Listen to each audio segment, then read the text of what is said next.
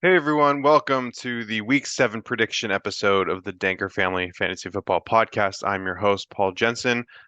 Just quickly before we get into that, today is Aunt Carol's birthday. So happy birthday to CB's Titans. Yeah, congratulations. Hope you have a great rest of your day, and I wish you best of luck in fantasy this week.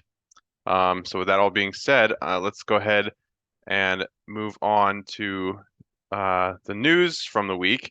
Also, just a little bit of an announcement too. I will have a little extra segment after I'm done making predictions for this video, so stay tuned. Stay until the end.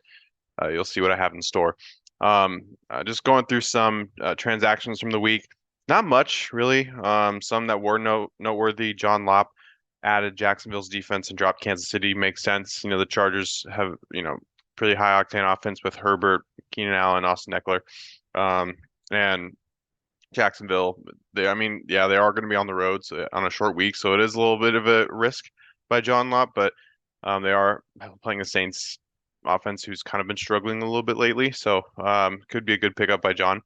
And John also, continuing that cycle of tight ends, not not sure who his tight end for real is going to be, and he also added Logan Thomas, or no, he added Jonnu Smith. My apologies, and he dropped Logan Thomas. So.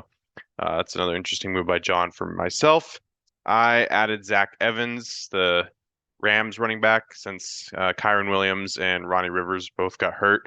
Rams running backs have bode well so far this season, so I figured, hey, it might won't hurt to pick him up, especially take a flyer on him might be good, especially since I don't really have any other good options at running back. I dropped Zach Ertz just because I really don't need not necessary for have a backup tight end at this point. And then I also added Jaleel McLaughlin. I know he had a few good games a few weeks back. Last week didn't really do much, but he is going up against a weak Packers run defense. So who knows? Maybe I'll think about starting him. I also dropped Tyler Algier. Um, Uncle Tom, a rare transaction. He added the Green Bay kicker. He added Andrews Carlson, which I guess makes sense for you know, because his kicker's on a bye. So yeah. But he dropped the Browns defense, which is a little interesting because, Cleveland's their defense has seemed for real, and they have a pretty good matchup this week against Indianapolis. So yeah, I mean, we'll see how that goes. We'll see if anyone else ends up picking up Cleveland off waivers, which I would think so. And then Ben, finally, I don't think I've ever seen. I think Ben's had maybe one other move this entire sorry, not off season, this entire season. He added Jordan Love now that Justin Fields is out. So finally got a different quarterback in there. I mean, obviously for injury purposes, but going with Jordan Love, see how he does against a struggling Broncos defense and dropping Seattle's defense. So yeah, overall, good moves by everyone. I think most of them will pan out. Some of them a little questionable, especially Tom dropping the Browns defense. But I get it. He needed a kicker and he needed to get rid of something. So, and then also just a quick look at the waiver report. Not really much here. All happened was Carroll missed out on Zach Evans when I tried to get him. Same thing as Dad. So everyone was able to add except, for those who would have had too many players or something like that. So not really. So Zach Evans was obviously the most coveted player in waivers. Um, but since I suck at fantasy this year, I was able to get him. So, yep, that's that. All right. Now, moving on to the predictions. First matchup of the week, we have myself, 1-5, last place, versus my dad, Nels Jensen, who's at 3-3, is currently in third place in his division. So looking at the quarterback matchup, Tua versus Lamar Jackson, I feel like they're both going to be pretty fine. I think Tua's got a little bit of a better matchup, even though he is on the road. Philly's secondary, now the front seven, or not the front seven, the defensive line is scary, but the the defensive backs are kind of diminished right now, and they don't really have, and they have like some second and third stringers playing, and even a few practice squad people are on the roster for Philly's secondary. So I don't know. I like Tua's potential in this matchup a little bit more than Lamar facing a pretty tough Lions pass defense. So yeah, I'm gonna go with Tua and give myself the edge at quarterback. At running back, I'm gonna give this one slightly to Dad. You know, he's he's dealing with some of his running backs either on injury or injured reserve or on a bye week, like Tony Pollard and James Conner aren't playing. But Javonte Williams, I know he hasn't done much of anything really this year, but he is facing Green Bay's run defense, who's really bad so far. I feel like this might be a game where Javonte Williams might go off.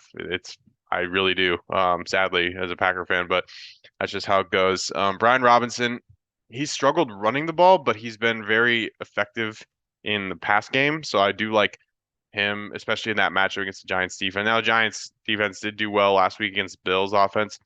I don't know. I just feel like the Giants defense, they're like a roller coaster. You don't never know what you're going to get from them. So I feel like this is a week where Brian Robinson will be able to get some more points here. For me, Jerome Ford, he looked good last week against San Francisco, but I mean, I'm going to temper expectations for him. I mean, I know he's playing a weaker defense in Indianapolis, so I'm hoping he does well. And then Zach Evans, just inexperience. You don't really know what you're going to get with him, so it is kind of a wild card play. Could have gone with Najee Harris or Jaleel McLaughlin with Derrick Henry on being on a bye. That does hurt me a lot, but I'm still going to go with Dad just slightly with the edge at running back. At wide receiver, I'm giving myself just a slight edge. Devontae Adams has had a pretty bad last couple weeks. I think that changes this week against a really weak Bears defense. He played Jair Alexander 2 weeks ago, and then last week he played the Patriots defense. And Bill Belichick, somehow he always knows how to like take away a team's best um, best weapon at receiver or running back. So yeah, I just feel like he's gonna just come back to earth and or not down to earth, but I think he was been really low and he'll come back up to whatever. You know what I'm saying?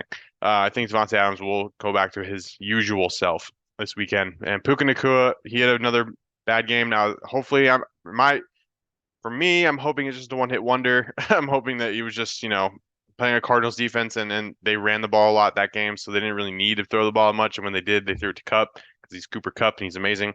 So I'm hoping that, with the lack of, with the lack of experience at running back, even though I'm playing the running back and I need him to get that experience, that they'll maybe rely a little bit more on the passing game. So I'm hoping Puka goes off too.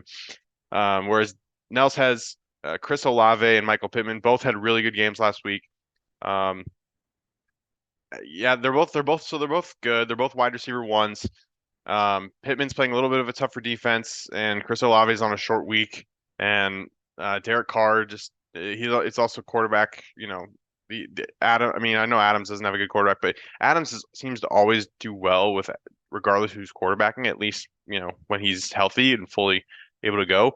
Olave, Derek Carr has been up and down with him. It's kind of worrisome. Michael Pittman playing with a backup QB himself. So I like my potential at wide receiver just a little bit more than Nels's. At tight end, I'm going to obviously this is a clear and obvious one. Nelson's going to get the edge here. When you have Travis Kelce over anyone, doesn't matter. Travis Kelce is going to be the clear cut favorite. Kyle Pitts, I'm begging you, Kyle Pitts, please don't do me dirty.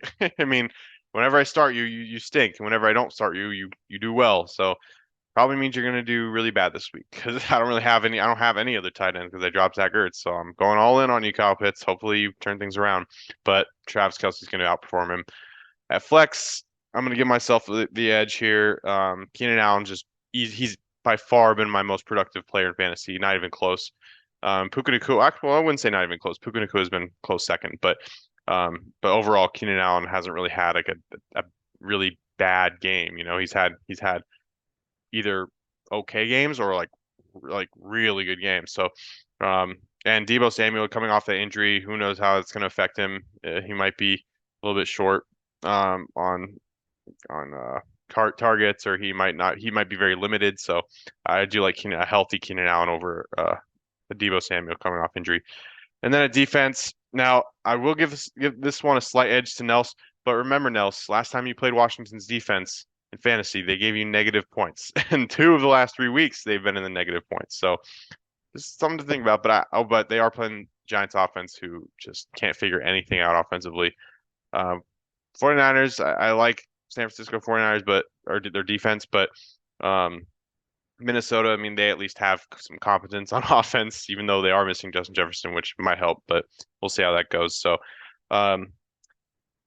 I've been predicting against myself last couple weeks, and yes, they've been right, but I also feel like I want to be a little bit more positive. So with all this being said, I'm actually going to predict myself, just like ESPN did. I'm going to predict that I win in a close one and get my second win of the season, and really send Dad packing with a loss. So I'm being a little optimistic here, but I feel like I have to be. It's better to be optimistic, I guess, than pessimistic. Just looking at some other options, though, for me, I could easily go Najee Harris or Jaleel over Zach Evans just for the experience factor alone. I'm just thinking more who has the potential to score more points, and I think the Rams being able to run it against Steelers defense might help. So I don't know. That's just my thought process. And I also have like with Puka's bad week last week, is that a sign for things to come? Does that mean Terry McLaurin should be my wide receiver two, or move Keenan Allen up to wide receiver two and Terry McLaurin at flex? It's something that's weighed on my mind a little bit, but I'm not gonna overthink it right now. But it is something that it is there for as an option. For Nels, it's bye weeks and injuries have really hurt him. He's got both Pollard and Thielen on a bye, which man, I'm very thankful for that because yeah, I feel like if Nels had Tony Pollard and Adam Thielen both playing this week, then I would have been screwed. There's no way I would have predicted myself to win. Um, and the fact that James Conner's on IR too, that hurts him. So yeah, it's not looking good for Dad as far as bye weeks and injuries goes. Yeah, Washington, and like I said, Washington D is a little bit suspect. So um, I mean, I don't like the Dolphins. I don't like the Dolphins matchup in Philadelphia against Philly or the Saints matchups. I think you're picking of what you have. I think you have the best one in your starting lineup, but just be cautious because Washington's defenses can easily disappoint. All right. So moving on to the next game, we have Joan versus Ben. Battle of two 4-2 teams. So one of them's gonna be 5-2, and the other's 4-3. So we got a couple teams on some win streaks, or not really win streaks. I think did Joan lose last night? I think she did. But yeah.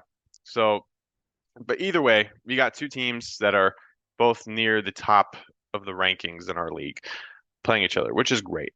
So at quarterback, I think Jones got the advantage here. Josh Allen, he struggled last week, I know, and he is playing Bill Belichick, who sometimes can be, he team quarterbacks usually can struggle against Bill Belichick. However, Josh Allen seems to always have bounce. Like he never has multiple performances back to back, looking historically. And he's so familiar with the Patriots defense. He faces them twice a year. Um, you know, and Josh Allen and Patriots defense overall hasn't been terrific. I mean, like you've seen how they were the last couple of weeks. Like haven't been able to uh stop the run game at least. And Josh Allen runs the ball a lot, so I'm going to take him just slightly over Jordan Love. Now I know Jordan Love's facing a much weaker defense, but he's even when he has faced weaker defense like the Raiders defense or the Falcons defense, he hasn't really been that sharp or that accurate. It's a real issue. But I know Ben had to play him because Justin Fields is out, but I'm going to give Mom the edge at quarterback. Running back, I'm going to give this one to Ben just slightly. Raheem Mostert's going to have a good week. Madison, I mean, that will be a little bit tough matchup against San Francisco. But if McCaffrey plays, which I think he will, even if he's limited, honestly, like I still like his odds over with him and ETN over Madison and Mostert. ETN's been one of the most secure fantasy running backs in all football, along with McCaffrey. Although McCaffrey has struggled the last 2 weeks and he is injured, but if he plays, Minnesota's defense isn't as good as Cleveland's defense we played last week. So I really like Ben's running backs in this one. At wide receiver, I'm also going to go with Ben. Unfortunately for Mom, she's dealing with some buys. Garrett Wilson's on a buy, so that kind of sucks for her. Christian Kirk has been playing pretty decently, although he is going up against a tough Saints secondary today. So I don't know if he'll be able to provide what she's used to him providing. George Pickens might have a good game. I really do like. I mean, there is a little bit of a factor though because Deontay Johnson is returning for the Steelers, so who knows if that affects Pickens. Is Pickens going to be wide receiver one, and they're going to slowly integrate Johnson back in, or are they going to put Johnson back in at wide receiver one and move Pickens down to two in terms of the priority on the wide receiver depth chart. So. That is a question. But with that being said, Ben's got two top tier wide receiver ones on his side with AJ Brown and Calvin Ridley. I know Calvin Ridley had a down week last week. Now he is playing up against, he has a tough matchup, just like Christian Kirk is. Two Jaguars receivers going against each other. But Calvin Ridley, I like his talent and his ability to score a little bit more than Christian Kirk, and he's just got a higher ceiling. Um, yeah, and obviously AJ Brown, even though Philly's offense stunk last week, like he still went off for 20. So Brown's going to get a lot of catches against the uh, mid sort of Miami defense. At tight end, I am going to give this one to Jones slightly. She doesn't have to have that. She doesn't have that dilemma of who to play this week because Jake Ferguson's on a bye. So she has to play Darren Waller or either that or sign someone off the waiver wire. But yeah, Darren Waller's playing a Washington defense that's kind of hit or miss. So um, and Cole Kmet's playing without Justin Fields, and he didn't. The Bears offense. I don't know how they're going to look with that Bajan guy at quarterback. So um, I'm just not super high on any Bears players this week, um, especially since the Raiders defense has actually been playing pretty well last couple of weeks. So I'm going to go with Mom at tight end. At flex, this one was a little bit hard for me. I know um, Eckler is projected to have 5 more points than Myers, but I kind of disagree with Myers. I think Myers has been very productive for the Raiders, and especially with the how good he's been playing last couple of weeks. I think maybe Brian Hoyer might like him or has more experience with him than he does with Devontae Adams. So it's possible that Myers has another good game, especially against a weak pass defense in Chicago. Um, but Eckler, I feel like he'll have a bounce back game against Kansas City. Kansas City is like they're okay. They're okay on defense as well. They're not the best, but they're not horrible. But Justin Herbert's going to want to rely on him a lot, especially when he doesn't really have many other good receiving options other than Keenan Allen. A defense, I'm going to go with Mom with the edge here. Raiders are playing the Bears offense, who they don't have Justin Fields, and that Bajan guy didn't really look that great last week. So, um, yeah, and plus the Raiders defense has been playing pretty well. They have 20 points each of the last 2 weeks. So even though they are going on the road, I like that matchup a lot more than Packers defense against Broncos. Now I know the Broncos overall have been pretty bad, but I feel like they'll be able to run the ball pretty well in Green Bay's defense. So with that all being said, I think it's going to be close, just like it projects here. But I'm going to slightly disagree, and I'm going to say that Joan gets the close win over Ben. So yeah, that's kind of where I'm going this week.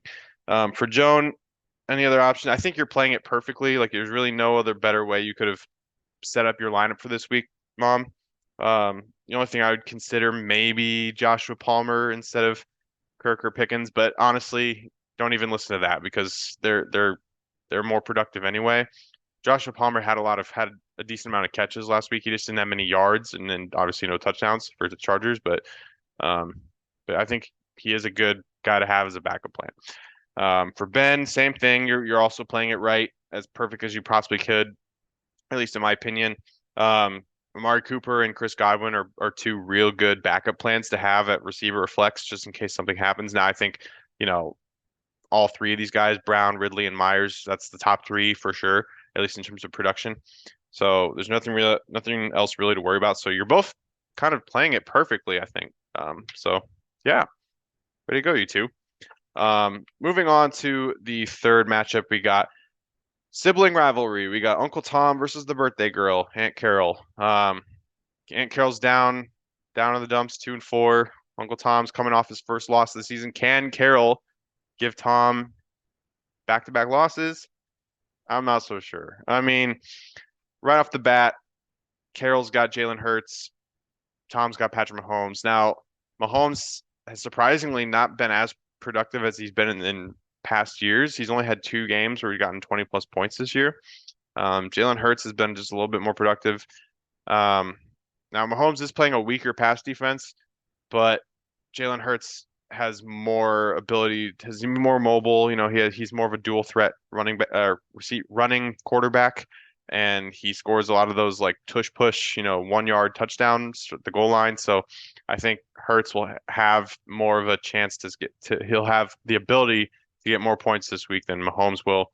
Um, And obviously, Hurts has better weapons than Mahomes does. Mahomes has Kelsey, which is and Pacheco, but other than that, it's kind of just dispersed. Whereas Hurts has got a little bit more options to go to. But then, yeah, other than quarterback though, I think everything else on the roster, kind of like the way ESPN projected it. Tom's got better everything, better running backs, receivers, tight ends. I mean, Josh Jacobs and going up against the Bears defense, yeah, that's a disaster. So Josh Jacobs going to have a field day. Kenneth Walker, Arizona's defense isn't that great. Like either the Rams ran all over Arizona. I think Kenneth Walker will have another good game. Tyreek Hill, he's going to do his thing. Brandon Ayuk's finally starting lineup. Looks like Tom made that adjustment. He put Devontae Smith on his bench because he has been struggling lately. And he's going with the hot hand and Brandon Ayuk. So interesting little choice there. Whereas Carroll for running back, I like Pacheco. I think he'll do well, but Rashad White just doesn't do it for me.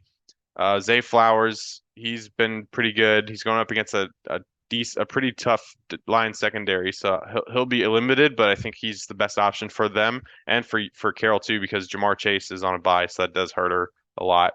And KJ Osborne, I mean, he hasn't really done much this year, but he is wide receiver 2 for Minnesota since Jefferson's out and Addison's wide receiver 1. So, and plus there really weren't many other options for Carroll to play on her bench. So she's doing the best she can, but Tom's just looking like the overwhelming favorite. The tight end matchup was a little close, but I went with Hawkinson just because with Justin Jefferson out, Kirk Cousins will want to get the ball out quickly with that 49ers pressure and that pass rush. And quick plays mainly go to tight ends or halfbacks or something like that. They're lined up in the slot. So I do like TJ Hawkinson's ability or TJ Hawkinson's potential more in this week than Laporta, who is still kind of injured and he's going up against a better-ish pass defense in Baltimore. Tom's also playing Christian Watson against the Broncos defense, so that could be a good play too. And I like him a little bit more than Evan Ingram at tight end. Evan Ingram's all right. He's a steady Eddie. He's got a decent floor, but he's not really a high ceiling guy. So he'll maybe give you like 10, 11 points. But I think Christian Watson, this is a chance for him to have a really good game. I know he'll be facing a good corner in Surtain, but overall the Broncos pass defense has been a little weak, so we'll see how it goes. If Jordan Love can get him the ball, then he'll be golden. Um, yeah, I like the Bills defense against the struggling Patriots offense a lot more than the Ravens defense against a pretty great offense in Detroit. So yeah, I'm gonna give Tom the edge there, and then yeah, so my prediction's obvious. Tom's going to get the easy win, in my opinion. For Tom, Devontae Smith benching, I think that's the right move. Michael Thomas is a solid guy. He's a high floor guy, but can't really get more than, at least doesn't seem like he can get more than 13 points. So I think he's playing it perfect. And then yeah, just like Dalton Schultz. I mean, he hasn't played Dalton Schultz, so what am I even talking about? Kyren Williams is out. David Montgomery's probably not going to play either. So his depth is really coming into play here this week, and that just goes to show how good Tom's fantasy lineup is. And then for Carol, buys are hurting her too, just like they're hurting my dad. One thing maybe is Romeo Dobbs someone to maybe consider at flex or wide receiver 2. Now, I think you're playing it probably the way you should, but Romeo Dobbs is a very hit or miss guy. Like he could go off for 18 or he could get nothing. So it's you never know with Roman, so I understand why you wouldn't want to play him, but he's got a higher ceiling, that's for sure, than Osborne or Ingram. So just something to consider. And then going into the fourth matchup, we have John Lopp against Adrian. For quarterback, I'm going with John. I'm going with John at quarterback. Justin Herbert has been the best quarterback in fantasy so far this year, at least maybe not overall production, but in terms of average. And he had his worst week last week when he only scored 19.9 points. Oh my gosh. And Adrian's playing Sam Howell. Sam Howell, he is playing a weaker defense than the Giants, but I don't think he's as reliable. I mean, last week he scored 18 against Atlanta. It probably should have been more, but it's Herbert. You're always going to go with Herbert over Sam Howell. At running back, definitely going with John. Bijan Robinson and Alvin Kamara have been two very consistent running backs. Always seem to be getting 15 plus points. Now Kamara might be splitting time with Jamal Williams since he might be coming back off IR, so that may hinder him just a little bit. But even with that, I still like those two over DeAndre Swift and Ramondre Stevenson. Now Swift will probably have another good game, but Stevenson He had a great game last week. The Raiders don't have a good run defense though. Buffalo does. So I like John's running backs more. Receivers, I'm also going to go with John. Cooper Kupp been looking good coming off injury. He just needs to stay healthy. Jalen Waddle had a good game last week, and maybe look for that to continue against another weak secondary in Philadelphia. Um, Adrian's got, sorry, excuse me. Adrian's got Stephon Diggs, who's been pretty well, but the Patriots, Bill Belichick knows how to take away number one targets. He did that against Miami against Tyreek Hill. He did that last week against Devontae Adams. So he'll probably find a way to slow down Stephon Diggs. And obviously, this isn't going to be what his lineup is. He'll have Hopkins and Lamb both out because they're on a bye this week. So another bye week hindrance for someone. Add Adrian to that list. Um, so I'm assuming he's going to be playing Drake London at wide receiver too. Um, but yeah, even if it's Stephon Diggs and Drake London, I'm taking Kupp and Waddle any day of the week. Now, tight end, Adrian's got the better matchup here. Detroit's been giving up like the second most points to fantasy tight ends this year. They're the two opposing tight ends in fantasy this year. So, yeah, and then Jonnu Smith, he's not even the number one tight end in Atlanta. I mean, he could be, but it's either him or Kyle Pitts. You just never know which one's gonna have a better game. So it's very up in the air there. So I'm going with the sure thing and Mark Andrews at flex. Since it's not going to be CeeDee Lamb, it's probably going to be either one of Gibson, Charbonnet, Elliott, Gus Edwards, one of those guys, or if Adrian picks someone up or trades for someone. But at this point, Saquon Barkley, if he plays, and even if not, he's John's got an abundance of depth that he could choose from. So pick your poison.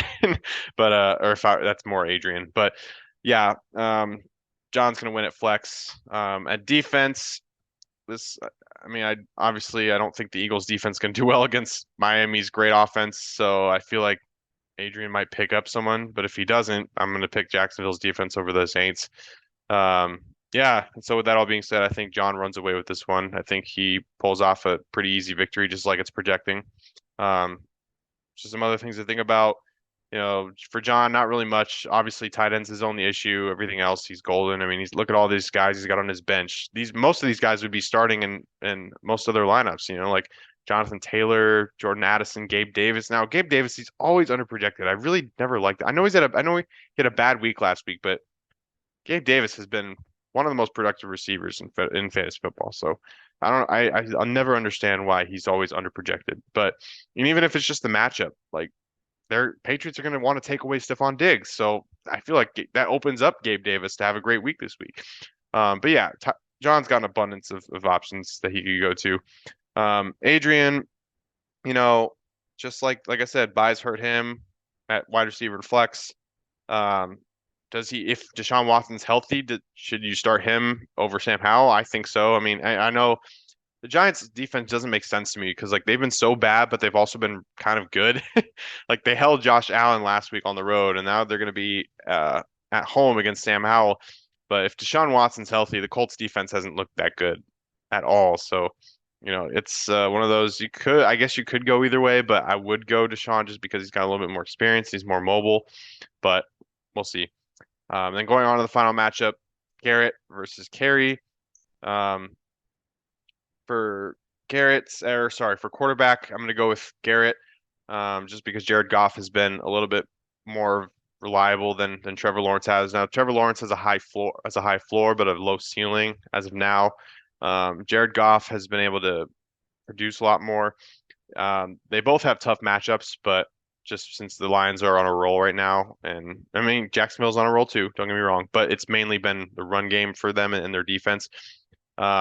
Yeah, I like Jared Goff just a little bit more. At running back, I'm gonna go with this was tough. So Carey's probably not gonna be playing Breece Hall. I'm gonna assume that she's gonna be using Jahmyr Gibbs.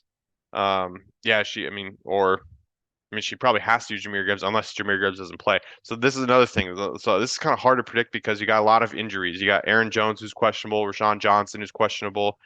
Yeah, so I'm just gonna assume that Jahmyr Gibbs plays. If he does play, and she's him and James Cook, I'm picking those two over Aaron Jones and Rashawn Johnson. Now I think Aaron Jones has the potential to have the best game of those four players.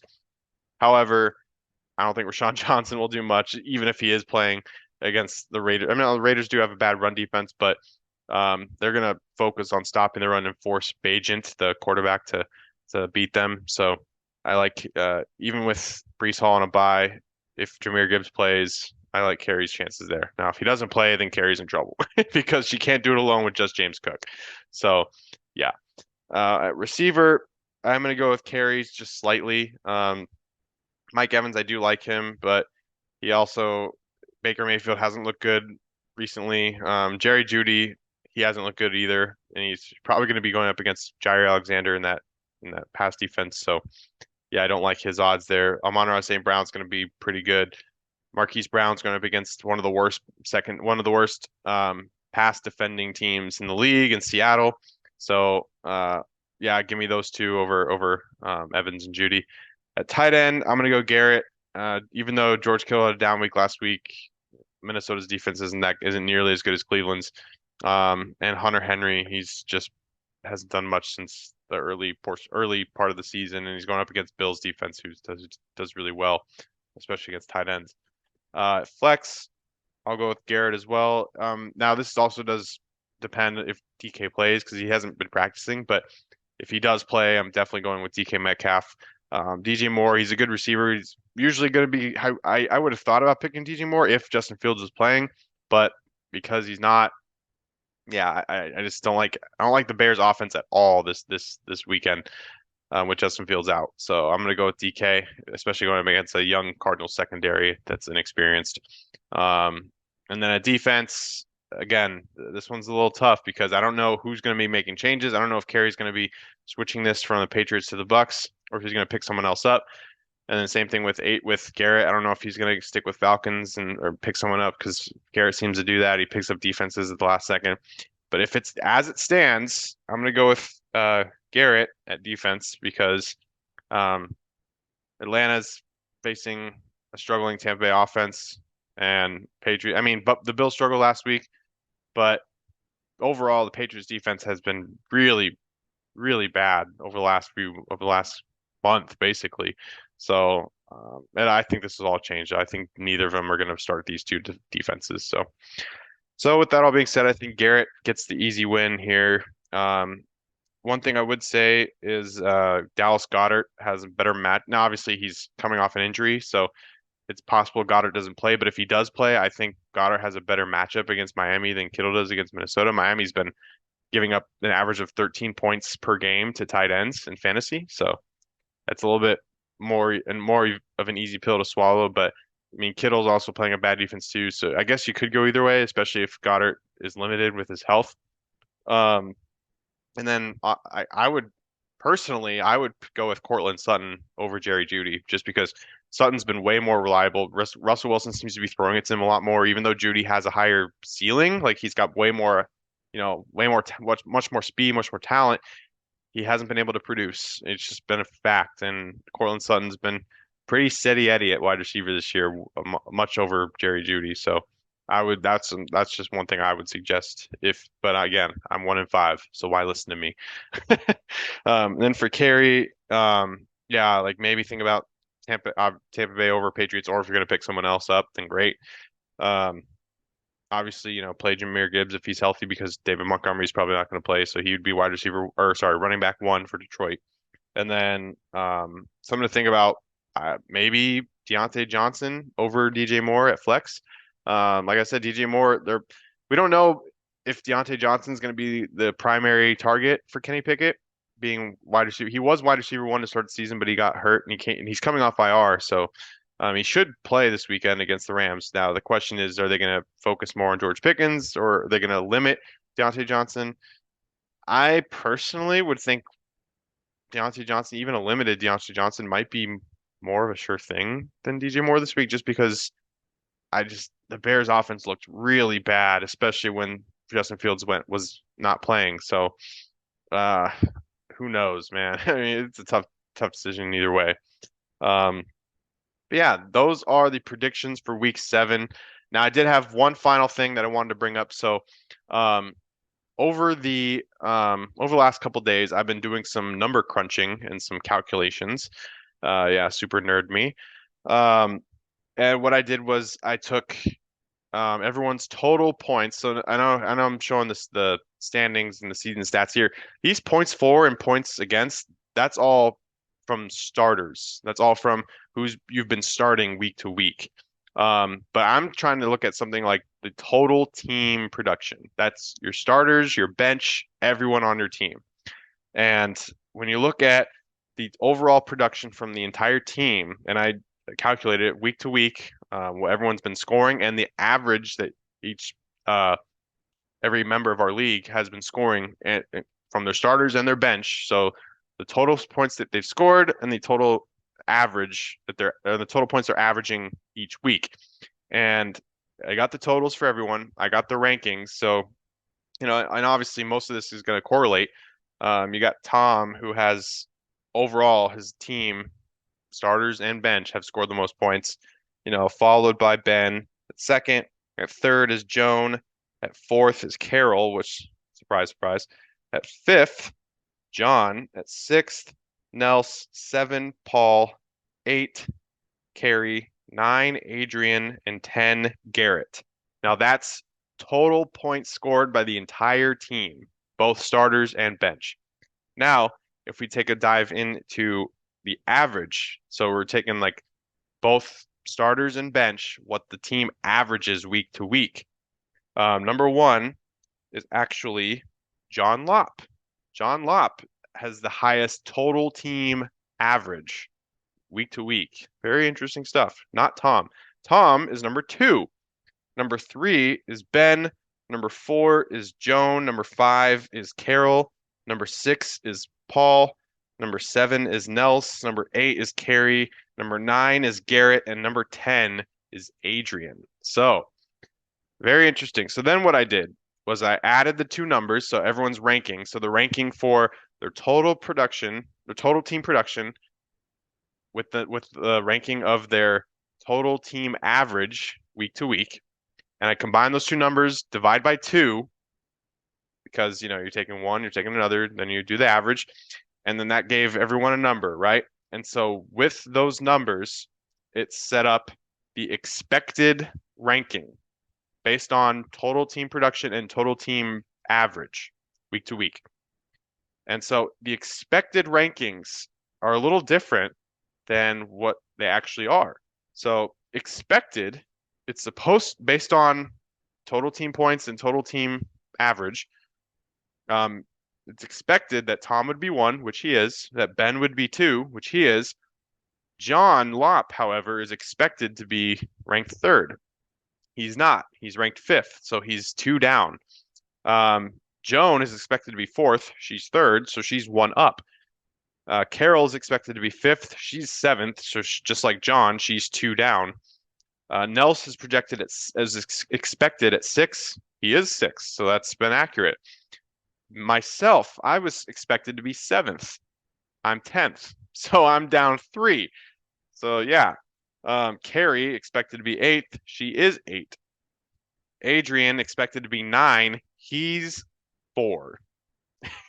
So he's up five. That's a pretty big gap right there. And then finally, Garrett expected to be 10th. He's ninth. So he's up one. So with that all being said, I think that kind of shows, it's a little bit of like a luck determination, right? Because you have Tom and Ben, obviously they're exactly where they're supposed to be, along with Nels and Carrie. They're all exactly where they're expected to be based on their team's total performance and their average week to week. However, we have in the luck factor, Adrian up five. He's expected to be the ninth ranked team in the league, but he's fourth. So Adrian's been a little bit lucky based on what his opponents have been doing and his own team's performing above standard. And also Joan's been just slightly lucky, and Garrett's been slightly lucky as far as what's actually going on versus what's expected. And then those who are unlucky, obviously John is a little bit unlucky. He's down at five, but he's supposed to be, or at least he's expected to be third. Carol, she's a little unlucky. She's at seven. She's expected to be about middle of the pack where John is. And then myself is the most unlucky. -3, but I'm supposed to be around 7. So either way, I'm still not even supposed to have a great year this year, but I'm not supposed to be this bad. Like there's definitely a lot of bad luck going on my end. So I just found that to be very interesting. I don't know why. I just wanted to see where people were expected to be at this point in the season based on their team's production and week to week average. And yeah, I just hopefully you found that interesting too. So anyway, thank you guys for listening or watching. That's the show. Hopefully we all have great weekends this weekend. I will be up in Denver going to the Packers Broncos game with a buddy. So looking forward to that. But wish you all the best of luck in fantasy this week. Um, excited for week 7. And signing off, Paul Jensen for the DFFFP. See ya.